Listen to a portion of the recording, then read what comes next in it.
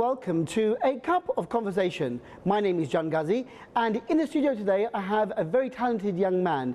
His name is Kevin Tita, and he's an Afrobeat musician. He's studying here in the TRNC, and it's a pleasure to have this young man joining us on the program today. So first of all, Kevin, welcome to my program. Thank you so much. It's a dream come true for me to be here today. My first time being on national TV. Because you've been on the radio before. I've been on the radio, yes. On my program, you were live on Take 5 on Bike National Radio.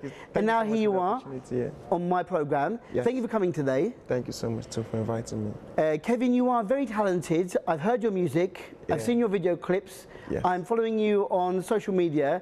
You are a very popular guy, very talented guy. Yeah. Let's find out more about you. Now, I know you are from Nigeria. Where are you from in Nigeria exactly? I'm originally from Abia State, the eastern part of Nigeria, but I was born and raised in Kaduna State, the northern part of Nigeria. So I'm also crossbreed of the both cultures because it's two diverse cultures in the country from these two parts of the country. I represent the both parts of the country.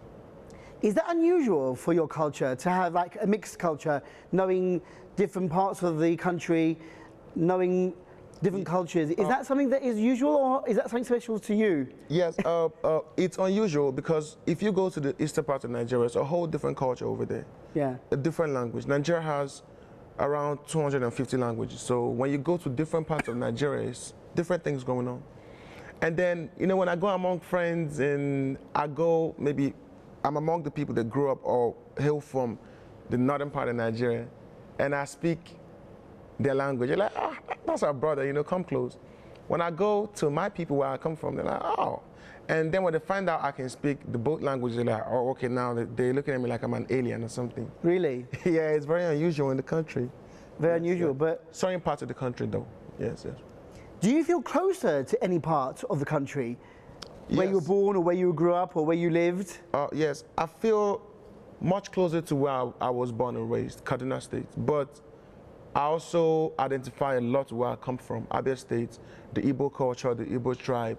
I identify a lot with that. Igbo Queen, I identify with both sides, but very personal for me because where I grew up, on the streets where I grew up with other people, my friends are basically based in the northern part of Nigeria. Yes. I want to say thank you to Victor, our mutual friend, who was recently a guest, and I apologise for not mentioning his name properly. He should have corrected me when I read out his name at the beginning of the programme, but apparently I'm no good at mentioning or reading out any African names. But a big thank you to Victor, who introduced you to me. And I have met many African musicians in Northern Cyprus. In fact, I've met many talented Africans here on my program, from writers to musicians to bloggers, fashion designers. You know, your culture is very, very vibrant, very... I love the African feel. Thank you so And much. I love the African people in this country. You know, you are really great people, great guys, and it's a pleasure to have you here. So once again, thank you for coming to our program here. I'm humbled to be here. This represents a love for the Afrobeat movement in North Cyprus. This represents a whole lot. I have a lot of respect for you. Yes, thank you so much. So, you are obviously a student here studying. Yes, I'm studying. Where are you studying? Eastern Mediterranean University, EMU, that's where I study. Yeah, and what department? I study Management Information Systems. Okay, now that's very, very normal, management, computer. Yeah, it's a business and a technology. Business. Yeah, the new age business. Yeah, but your personality is more than that. Kevin Tita is not just what he studies at university. He is a big man with a big heart and a great voice. Now, thank you so much. Kevin, you are studying at the university. What year are you in at the moment? I'm going to graduate in August. In August? So you're finally graduating this year? Yes, I'm in my final year, yes. Wow. Yeah. So you've been here about 3-4 years? I've been here, this is my 5th year being here. Your 5th year? Yeah, my 5th year. What do you think of Cyprus? Be honest. If you can make it in Cyprus, you can make it anywhere. That's a very good sentence to say. Very good statement to make. Yes. If you can make it here, you can make it anywhere. Anywhere in the world, even in jail. We're at least a little bit kinder than prison. Yes. So you graduate soon, but I know that your big passion is music. And when we were talking on the radio before, you were telling me that you began singing as a child as a kid, in church, gospel music. Yes. Is that how you began? Yes. I began to sing in the church. Not by choice, though. Not by choice? Not by choice. You know, I can sing, my elder sister as well, my immediate elder sister as well, has the talent of singing as well. So she had these friends who used to come around the house, like, okay, let's go to the church, let's go Bible studies and things like that. So one day we dabbled and dabbled and went to the kids' choir. We began to sing. But something happened the first time when I sang in front of the church. My voice was very different. I knew, like, I wanted to be a pastor when I was a kid because I thought, okay, if you can sing in the church, you're going to end up being a pastor. That's my perception as a kid. Yeah. So one day we went to church, we were singing. Other kids came to sing what they had to sing, what they had to present. And I sang. And people were right in front of me in the church shedding tears. The pastor came out and was like, I'm going to support this kid with some money. So I'm like, okay. They like your voice? They like my voice. I'm like, okay, so... Being a child at 7 years old, seeing things happen, I was like, okay, this is what I want to do in my life. You were 7? I was 7 at this time. And they said, we're going to support Kevin? Yeah, just a little amount of money, but that meant the world to me. Right. That right there is where the dream started from. So the dream started at the age of 7, yes, and you are now 25 years old. Yes, I'm 25 so years old. Many years down the line, you are still pursuing your musical career. Yeah. Now, I've asked you on the radio to sing a bit of gospel for us, because I love gospel music. Yeah. It's very uplifting. So now I'm going to put you on the spot. Even though we're going to play a couple of video clips of Kevin, I want you to sing now for us. So do a bit of gospel for us. Okay, yeah. Yes, Jesus loves me. Yes, Jesus loves me. Yes, Jesus loves me. My Bible tells me so. I'm a little bit cold today, so. No, you're very good, very good. I just sprung that on you right now. Yeah. So, beginning with gospel, yes. You found that you had a gift for music and you enjoyed singing. Yes. In public as well. Yes. What happened after that, Kevin? I mean, why didn't you decide to study music? Or did you think that maybe you didn't want to go to music straight away, but maybe get a career first, get a degree, and then do music? I wanted to study music, but I'm from a country where people worship education.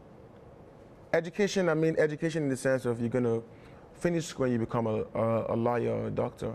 I'm a first son of an Igbo man. I come from an Igbo family. And in my culture, the first son is he's like a deity.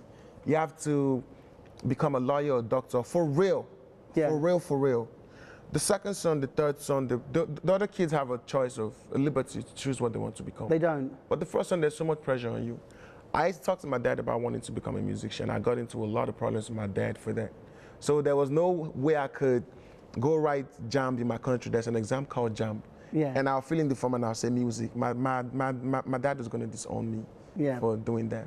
But I thank God, a lot of persistence and a lot of fights and hurdles to cross for me to be able to become a recording, performing artist today. Yes.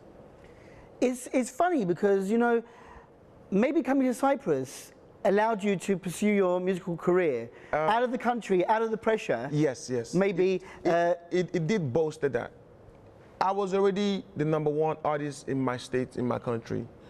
I grew up in Kaduna State. I was already on a magazine cover at the age of 19, 18. I was performing in front of 10,000 people already before I came here. I left the whole, I had a record deal.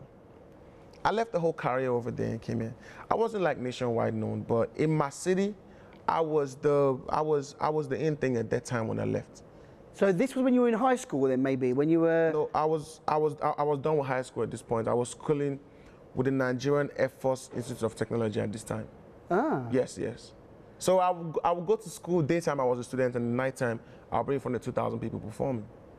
Amazing. Yeah. So tell us a bit about Afrobeat music, which is what you are passionate about. Yes. How did that develop? Because I know a lot of people now are really supporting the African... Worldwide now. Worldwide? Yes. The African Afrobeat music. Yeah. How would you describe Afrobeat? Afrobeat originated from Nigeria, influenced by high life music in Ghana, a little bit of elements of high life music. But a man, a great icon called Fela Anikulapo Kuti was the one that coined the term Afrobeat, built the genre, the dress sense and everything that comes with that. And he became a cultural icon because he was speaking against what was going on in the society at that time. He went to jail, lost his mom. He's an authority in Nigeria today. Yeah. That was where it started from. But from that cloth came, now today we have Afrofusion, Afropop, Afro, whatever other kind of wave is coming out right now. Afrobeat is a natural resource for Africa right now. It's the biggest export right now from Africa. The biggest. I mean, bigger than oil. Really? Bigger than crude oil, yeah. A lot of potential. Potentially, let me rephrase. Potentially bigger than crude oil right now. Crude oil? Yeah. Bigger than crude oil? Yes, yes. Afrobeat music? Afrobeat music there's a lot of things going on. Millions of dollars are being made. Nigerian artists, South African artists, Cameroonian artists, Ghanaian artists are putting up big numbers on YouTube now. A whole lot of collaborations going on, exposing the country in a different way to change the perception that Africa is a place where there are kids with like chalk on the face and like they're dirty with flies in the mouth and stuff. Afrobeat music has been able to change that perception when you look at a Wizkid, when you look at a Burna Boy, when you look at a Nasty C, when you look at a Sarkodie from Ghana, when you look at a Stanley Eno from Cameroon, who I have a song with, by the way. When you look at me, I don't look like what was being shown 15 years ago. Yeah, of course. Yes, yes. I mean, when we think of Africa, and we think of monkeys on the trees and things like that. Yeah, no, well, not monkeys on the trees, but we always think of starving people. Yes. As you say, the young, malnourished kids with the flies around their face. Yes. And it isn't like that all the time. No, it isn't. It's nothing like that, right? Nothing like that at all. Nothing. And for a long time, it's been nothing like that. Which is good. Yeah, it's good. Afrobeat music has been able to repaint the picture, which is what we're doing in all these different countries that we come to, and you see the Wizkids that go into different award shows and being on different platforms. I'm here today to contribute my own part of the story and say, no, look at me. This is what we look like in Africa right now. Yeah. We have a whole lot of other things that is so African right now. And Afrobeat music is helping bloggers, vloggers, makeup artists, fashionistas, and a whole different artists, creatives are coming into the picture to paint the picture the way we want the world to see it. Very, very important. You're doing a great job.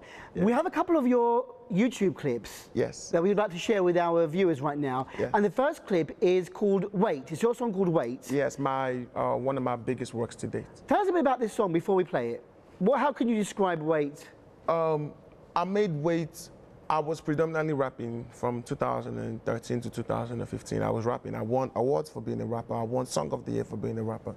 And in 2016, I just had a whole renaissance in myself. Like, am I gonna go to, if I had a meeting with Jay-Z today, am I gonna sit down and rap for Jay-Z, like trying to rap like Jay-Z to Jay-Z? No, obviously there are millions of rappers doing that for him right now. Yeah. So I was born a singer originally. I taught myself how to rap. So I told myself, I'm gonna go in the studio, I'm gonna fuse the two, and I'm gonna do it in the African way. And I met this young producer called Donald D through a friend called Sparkle G. Donald D is a very amazing producer. We co-produced the song together. I don't know how to play instruments, but all the ideas are up here, so I'll tell him. And lucky enough for me, every idea that I ever thought about, he was able to bring into life. He was able to make it into sound. So we made the song. We met up with another producer called Master Drizzy. We went and recorded the song in maybe 2 hours, wrote the whole thing, recorded the whole thing in 2 hours. From the studio, I know this was a special thing. And that song dropping and coming out became, my career took a whole different turn. I thought I had seen popularity before that, but after that, I started bigger level. I started going to level up. Big shows, and like there'll be like phones going up, taking videos of me. I'll be on the streets, I'll be in the mall, people walk up to me like, Amon, are you sing this song? I'm like, oh, really? Y'all know me now. They will know you.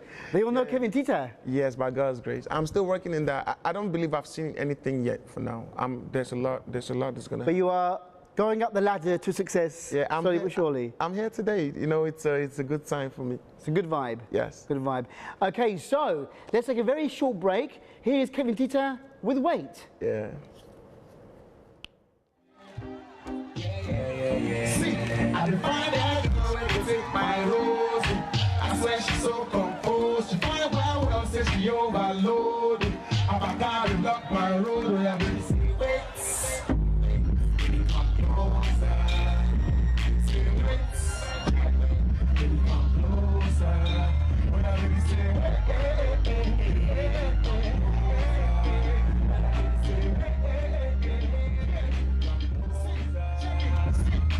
I'm when you try die. You kill a nigga like say something to drive by. I must confess I the maga for your backside. You carry weight so I know if you tell you bye bye. I don't wanna take it to the club, I wanna take it to my mama. Got a queen in my life, can't nobody tell me. You put an 8 to my baby, give like but you a policy, your frame, baby, ain't nobody bother.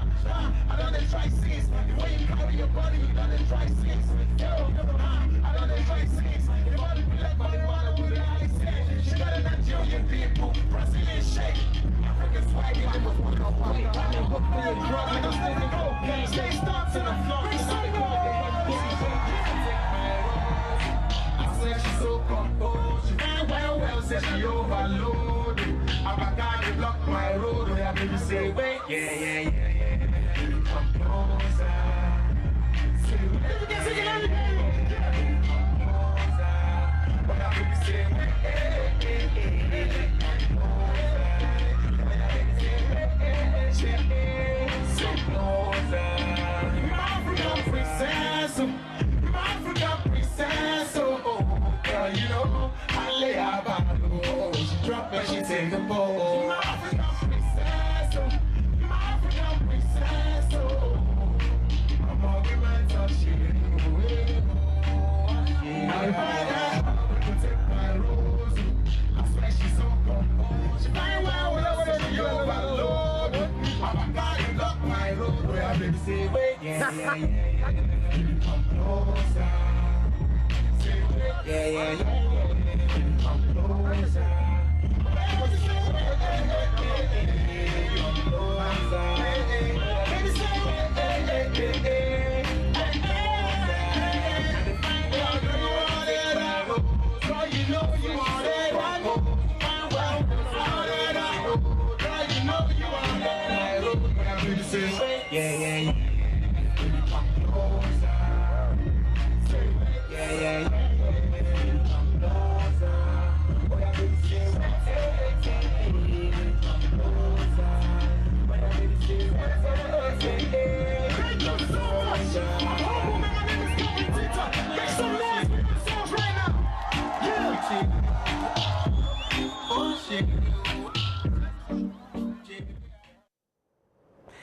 Yes, and that was Wait by Kevin Tita. Now, Kevin, that was obviously taken with a mobile phone. Yes. And I believe you were at EMU at a special festival.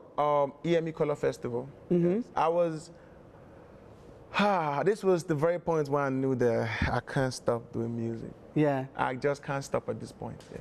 Really good crowd. Looked like a great crowd there that you had supporting you. I went to the show, I was backstage with my friends, and I was like, do these people know who I am? Do these people know my music? And I got on stage and the energy was just out of proportion. I think you should do a video clip to this. Yes, we were talking about this while we were watching the clip. I mean, are you thinking of doing some professional videos to your music? Yes, I have plans to do some professional videos to my music, but I have this philosophy where I have to promote a song to gain a certain traction. Yeah. Before I shoot a video for the song. So I will know there are people waiting on the video yet. There are people waiting on the video right now. And this particular song, I really want to do a video for this. I really do want to do a video for it, yeah. Excellent. Yeah. I remember talking on the radio with you, and the lyrics to your songs are actually very, very important. Yes. They have messages in them. Yes. You're talking about life. Yes. And the things that you feel. Yes. And that many people feel. Yes.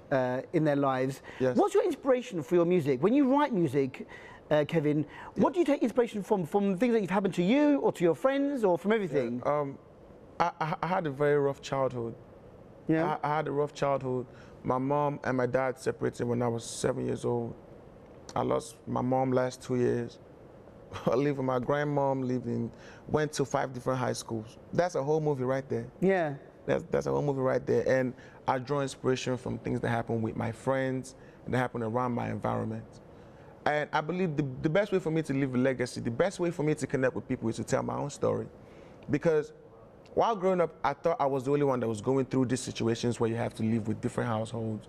You have to, be in a very cold world and grow up knowing that there's a lot of darkness in this world. Till I thought I was alone in this. Till I began to make music. And people began to message me from all parts of the world like, I felt like you were talking about me. People were like, do you know me? Why are you singing about me? Yeah. So I was like, okay. They connected to the story. They connected. There was a stripper from Australia. She was trying to quit stripping because of her son. Yeah. And I dropped a song called Grace to Grace. And she messaged me out the blues, was like, after I listened to your song, I just called it quits. I just stopped stripping. And I'm not trying to knock people to strip. It's just, it's so funny how these four-minute songs and 3-minute tunes can just mean a whole lot to people's lives. Yeah. Yeah, that's the reason why I'm very careful with my lyrics. So I don't go say something that's gonna make someone do what's not gonna be good for them. I pay close attention to my lyrics a lot.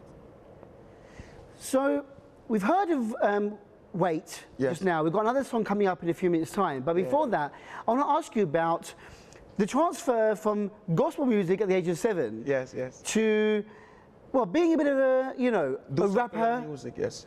African beat. Yes. How was that change? I mean, you know, because gospel music is all about, well, you know, speaking to praising God and Jesus, and you know, very uplifting music. Yes, yes. And then I always get the image of, you know, rapping and hip hop and being more vicious, more serious. Very, very different styles, don't you think? Yes, yes. So how did you make the change? Because I know that you are a very good rapper as well. Yes, yes. So was it easy for you to just change from 7-year-old Kevin, gospel music, to 20-something-year-old Kevin doing beatbox, African beat? Yeah.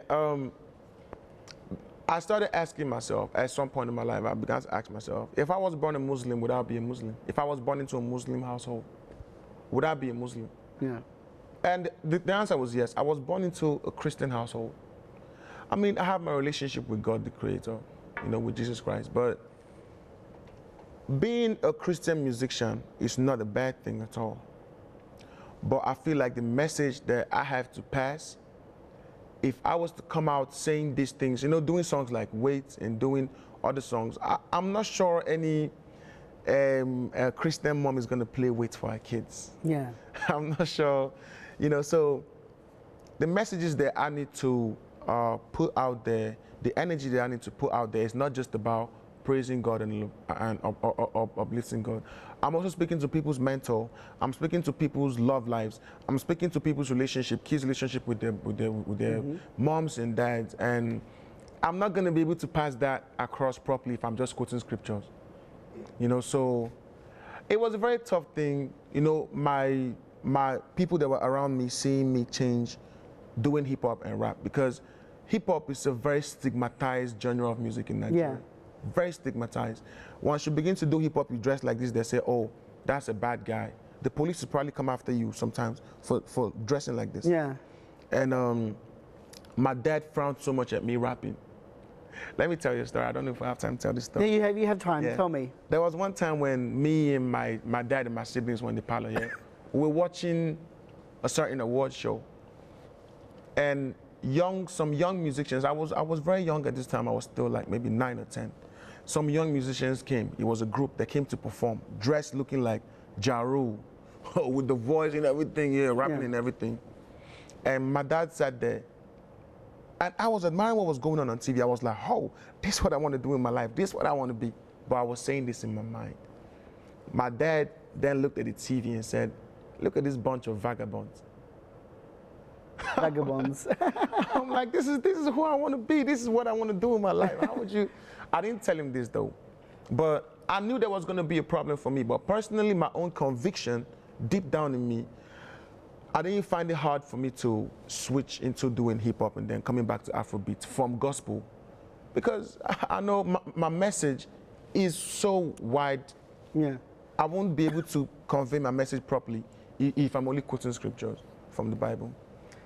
Very, very interesting story there as well, Kevin. But you know, it's not easy to go into the world of music. Yes, it's not easy. For anybody, anywhere around the world. Yes. You know, for anyone to say, not just an African in Nigeria, but anyone. Even if I said to somebody, to my parents, oh, I'm going to be a singer, even though I can't sing to save my life, I'm tone deaf, you know, they all go, yeah, that's not a proper job. That's not something that, you know, who's going to sing? You know, it's a very difficult business to get into. And very risky. Nothing is guaranteed in nothing is guaranteed. This business, You are very popular here. I know that you do concerts here. Yes. And not just at EMU, but around the island at various universities. Yes. Is that what you're doing now? Is that what you're trying to do to get a big fan base here? Yes. Because we have so many Nigerians, so many African students here. A lot of African students. A lot of African students, you know, in Lefkosha, in Guinea, Lefke, Gazimausa. Yes. Are you performing regularly here? I'm performing almost every weekend. I'm performing. Really? But of recent, I slowed down a little bit because I'm promoting my music, and I had a meeting with my team to up my performance fee. So for me to up my performance fee, I have to promote a lot of materials. I have to promote so much music. So when I say, okay, this is how much I'm going to charge to perform, people are going to be like, okay, yeah, he's worth it. He's worth it, yeah. Yes, yes. So I think you have a great team behind you, a manager to manage you. I have a team. This team is like maybe 2-3 people. It's not like it's a bunch of people. It's just 2-3 people who are close. That's enough. Yes, yes. Close friends. Yes, good close people. Friends. My junior brother Shamprada. Yeah, he's very pivotal in my music career. Yeah. Yes. So I know that you have a lot of music. Are you thinking of making an album in the future? I'm done with my album right now. It's called The Miracle Baby. The Miracle Baby? The Miracle Baby, yeah. It's ready? The album's ready? It's ready currently, about to go in the market, about to go online and on big platforms. I have that. That's gonna. I think when people watch this interview, if there's anything that people don't understand, when they listen to my album, they're gonna be like, okay, this is the reason why he talks like this. It's a journey into the mind of a 15 years old kid growing up on the streets of Kaduna. That's what the album is all about. I don't know. That's you. Yeah, that's me and a lot of other youths in that area of Nigeria. And in Nigeria, per se, that's, I made the album, it's called The Miracle Baby. There's a story behind that title. Am I allowed to tell the story? Of course. For people to see. Okay. I was born into a family of 10 kids. I have 9 siblings. Wow. And, yes. And I'm a first son with 2 elder sisters. Now, where the Miracle Baby title came from is the culture where I come from, the Igbo culture. They tend to have a preference for the male kids over the female kids, which is a mentality I'm totally against. Because male, female, a human being is a human being. Who's going to be great is who's going to be great. It's the same thing. We're all human beings. So when my mom got married to my dad, she gave birth to the first child, which is a female, my elder sister. And per my culture, people began to talk like, she's just going to get married to him, my dad, and then she will start giving birth to all females. Oh no, he needs to take another wife. So they fought through that. They gave birth to the second child, a female. Again, a girl. More troubles, more problems. And then finally here I come along. And Kevin saved the day. I'm not going to say I saved the day because my sisters are amazing people. Of course. And it hurts me so much that people judge my mom and judge my dad and judge my sisters because of their gender.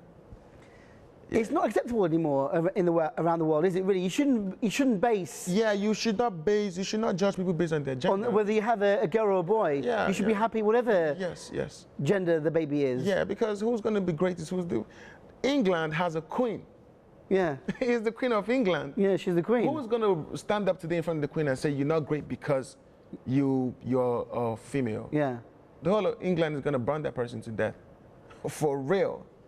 Yeah, so some mentalities that we have around the world, in some parts of the world, is really backwards. And the title of my album is really a statement saying, I'm a miracle baby, yeah, because of where I come from. Yeah. But the bigger picture, my sisters are very amazing people. I love my sisters. Of course. Yeah. Everyone is unique. Yeah. Everyone's important in the family. Yeah. You might be one of 10, but everyone has their place in the family. Yes. You know, so that's a good statement to make. Yeah, very good. Very important about, you know, your culture. Yes. And how people are viewed back in Nigeria. Yes. So very, very interesting. I'm sure people around the world will be interested. I really hope people do relate to this message and know what's going on. There's so many things that are not right. There are cultures where twins are not accepted. People who are albino are not accepted.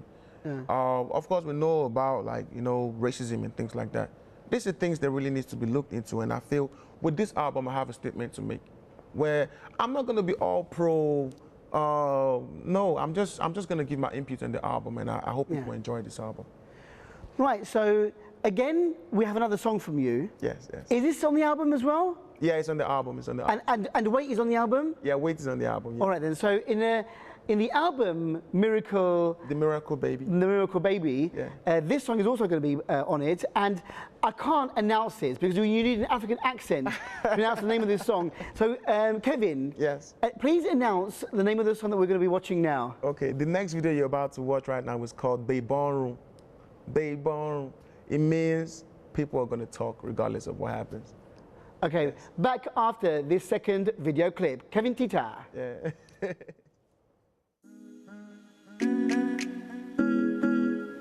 My name is Kevin Tita.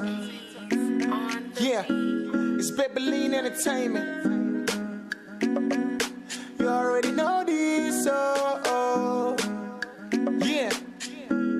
Listen, listen. When I been start, I been no sin, I saw we go be. And when I been tell them, they been tell me say, share we go see. When I been start, oh, I been no sin, I saw we go be. And when I been tell them, they been tell me say, share we go see. I am just a boy with a vision, I hope the world sees. Trying to inspire the world from the jet to overseas. With the music as a tool, I'ma let the world feel my story. You know I can make the world heal. I told myself I'm the man, so every time they tell me I'm nothing, I'ma feel no shame. On my way to the throne, no games. I feel my breakthrough come close day by day. I put the S in success, the E to excess, the X in exclusive, I got the access. I pay my dues and my bills is upset. I know that I'm a king, Kevin is awesome. I'ma get in your television, tell him I got a vision. I am just dreaming big, cause I know I got a vision. From talking to dance to drawing the blueprint, now the whole nation is watching me like blue. When I been start, I been no sin, I saw we go be. And when I been tell them, they been tell me say, share we go see. When I been start, oh, I been no sin, I saw we go be. And when I been tell them, they been tell me say, share we go see. From Lagos to Yankee, Otutu Olele, plenty of Olua for this I pray. From Lagos to Yankee, Otutu Olele, plenty of Olua for this I pray. Yeah, with the music I bring every man to his knees. Hitters pointing the fingers at you if you sneeze. I know I'm a winner, I'ma breathe and release. I'm about to blow up like Boko and Ice. I'ma get in your television, tell him I got a vision. I am just dreaming big, cause I know I got a vision. From talking to dance to drawing the blueprint, now the whole nation is watching me like blue. When I been start, I been no sin, I saw you go be. And when I been tell them, they been tell me say, share we go see. When I been start, oh, I been no sin, I saw you go be. And when I been tell them, they been tell me say, share we go see. From Lagos to Yankee, Otutu Olele, plenty of Olua for this I pray. From Lagos to Yankee, Otutu Olele, plenty of Olua for this I pray. Thank you, Cyprus. I want you guys to support every single artist in Cyprus. There's a lot of times in Cyprus, but the only thing that we like is the attention of the people. We're putting out good music now in Cyprus. I want you guys to support it. Babyline Entertainment. Thank you so much. 2000 and forever. Once again, another video clip from Kevin Tita. And again, announce the name of that song. It's called Baybonroom. Baybonroom is a Yoruba term. Right. It's a language in Nigeria called Yoruba. So there's a word called Baybonroom, meaning people are going to talk. People can talk. Yes, yes. So whatever you do, people will talk behind your back. Yeah. No, they're just going to talk in general. Some are going to praise you, some are going to down you. Some are yeah. But I hope people are praising you because you're doing a great job, Kevin. A lot of people are praising me. It's good. And I feel so humbled to come from writing raps at the back of the classroom to having a video like that is documenting where I am right now and my achievements. You know, I dreamed about days like this, even being here with you, sitting down. I used to dream about, when I used to watch M3Bs come up to the show, and watch a few other artists come here. Yeah. At that time, I didn't have a name. Like, people didn't really know me. And I was like, I'm not only gonna go there, I have to work so hard to the point that when I go there, I'll have something to show there, for real. I work my way up here. And I'm so grateful. Thank you for having me here today. You're more than welcome. And I remember interviewing M3B, must have been about 4 or 5 years ago, maybe. Yes. You know, when you first probably came out here. Yeah, they were a great group. I mean, I've interviewed so many, like I said at the beginning of the interview, many talented. M3B was part of the people that paved the way for people like me too. Yeah. And I respect them a lot.